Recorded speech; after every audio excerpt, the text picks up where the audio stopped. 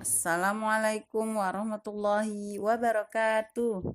Soli dan Soliha, pelajaran sains kali ini kita akan belajar dengan tema Aku manusia ciptaan Allah paling utama. Manusia dikatakan paling utama karena Allah menciptakan manusia berbeda dengan makhluk ciptaan Allah yang lainnya, seperti menciptakan hewan, tumbuh-tumbuhan, alam semesta, karena Allah menciptakan akal kepada manusia. Allah menciptakan akal, itulah yang membedakan manusia dengan makhluk Allah yang lainnya. Dengan akal, Allah menciptakan manusia dengan begitu sempurna, yang berfungsi untuk membedakan dengan makhluk ciptaan Allah yang lainnya, untuk berpikir dan mana yang baik dan mana yang buruk. Contohnya, Ananda suka berbuat kebaikan, suka menolong temannya, terus berbuat baik kepada ayah dan bunda. Itu mengapa coba? Karena dengan akal Allah memberi kita untuk berbuat kebaikan. Supaya mendapatkan pahala dibalas dengan surganya Allah. Tanpa akal, maka kita tidak akan bisa melakukan semuanya itu. Coba kalau hewan, mereka tidak ada berbuat baik sesama temannya, saling memaafkan, berbuat baik kepada ibu dan bapaknya. Karena kalau hewan tidak ada akal untuk berpikir seperti halnya manusia, yaitu seperti Soli dan Soliha. Sebagaimana firman Allah dalam surat Al-Isra ayat 70, yang artinya, dan sungguh kami telah memuliakan anak cucu Adam, dan kami angkut mereka di darat dan di laut. Dan kami beri mereka rezeki dari yang baik-baik, dan kami lebihkan mereka di atas banyak makhluk yang kami ciptakan dengan kelebihan yang sempurna.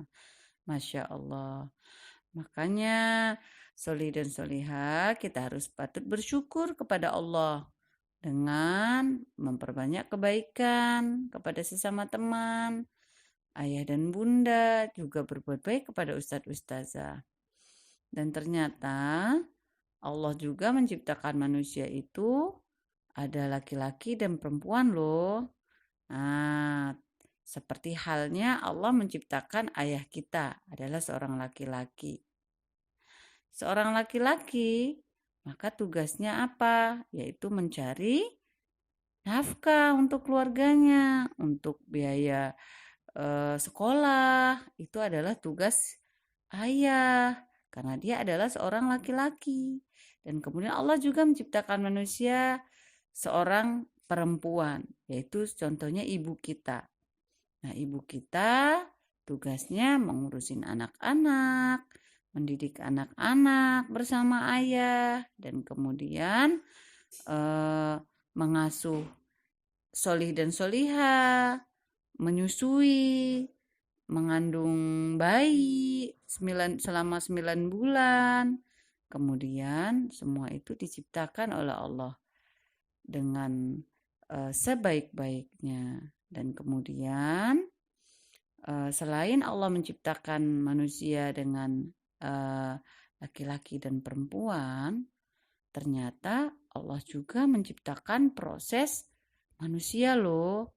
Mulai dari kandungan, yaitu selama 9 bulan, kemudian lahir ke dunia, kemudian setelah lahir jadi adik bayi, jadi anak-anak, kemudian tumbuh menjadi remaja, kemudian tumbuh menjadi dewasa, kemudian setelah dewasa menjadi tua, jadi kakek-kakek dan nenek-nenek, dan kemudian sehingga dia sampai meninggal dunia. Nah, itulah Allah ciptakan manusia dengan proses mulai dari kandungan sampai meninggal dunia. Semua itu Allah yang mengaturnya. Kalau seandainya umurnya panjang, dia akan melalui anak-anak, remaja, dewasa, tua, hingga meninggal dunia. Namun kalau Allah berkehendak lain, misalkan dia meninggal di usia anak-anak. Nah, bisa jadi karena Allah yang berkehendak. Namun proses kehidupan manusia ya seperti itu, dari kandungan sampai meninggal dunia ketika dia punya dikaruniakan Allah usia yang lama, yaitu sampai tua. Nah, itulah solih-solihah, betapa hebatnya Allah, betapa maha kuasanya Allah. Allah sudah menciptakan, sebagaimana kita pelajari minggu yang kemarin, menciptakan tubuh kita dengan sebaik-baiknya. Kemudian menciptakan manusia dengan kelebihan dari makhluk ciptaan yang lain, yaitu berupa akal. Kemudian Allah menciptakan laki-laki dan perempuan. Dan kemudian Allah menciptakan bagaimana proses manusia hingga kita meninggal dunia. Masya Allah, luar biasa. Semoga Ananda Solih dan Solehat tidak lupa bersyukur kepada Allah dengan jalan memperbanyak zikir kepada Allah, jangan lupa sholat, dan juga berbuat kebaikan kepada sesama teman, ustadz ustazah, dan kepada orang tua, yaitu ayah dan bunda. Barakallah, sekian dari ustazah. Wassalamualaikum warahmatullahi